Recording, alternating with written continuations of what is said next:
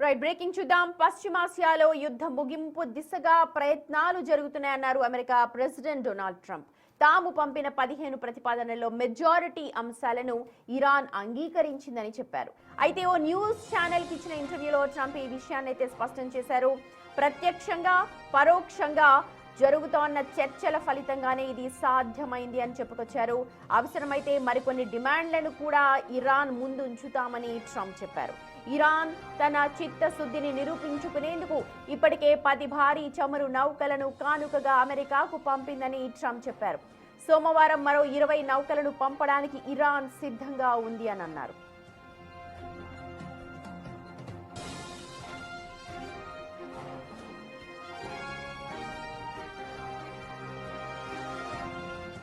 అయితే ట్రంప్ ఇలా మాట్లాడుతుంటే చర్చలు కొనసాగుతున్నాయని చెబుతూ ఉంటే ఇరాన్ మాత్రం మీరు పెట్టిన 15 షరతులు కాదు, తమ 5 డిమాండ్లను అంగీకరిస్తేనే యుద్ధాన్ని ఆపుతాము అన్నట్టు స్పష్టం చేస్తోంది.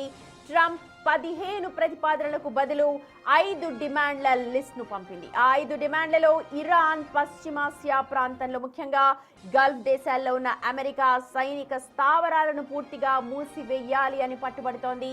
కొన్నేళ్లు అమెరికా ఆర్థిక ఆంక్షల కారణంగా దేశ ఆర్థిక వ్యవస్థ దెబ్బతినిందని, దానికి ప్రతిగా భారీ మొత్తంలో ఈ పరిహారాన్ని చెల్లించాలి అని చెప్తోంది ఇరాన్. ఇక అలాగే భవిష్యత్తులో ఇరాన్ భూభాగంపై కానీ వ్యూహాత్మక ప్రాంతాలపై కానీ ఎటువంటి సైనిక దాడులు చేయబోము అని చెప్పి అమెరికా గ్యారంటీ ఇవ్వాలని ఇరాన్ డిమాండ్ చేస్తోంది. చమురు ఎగుమతులు, బ్యాంకింగ్ రంగంపై ఉన్న అన్ని రకాల అంతర్జాతీయ ఆంక్షలను వెంటనే ఎత్తివేయాలని, హర్మూజ్ జల సంధి ద్వారా ఏ నౌకలకు అనుమతించాలన్నా సరే అధికారం తమకే ఉండాలి అన్న షరతును పెడుతోంది ఇరాన్.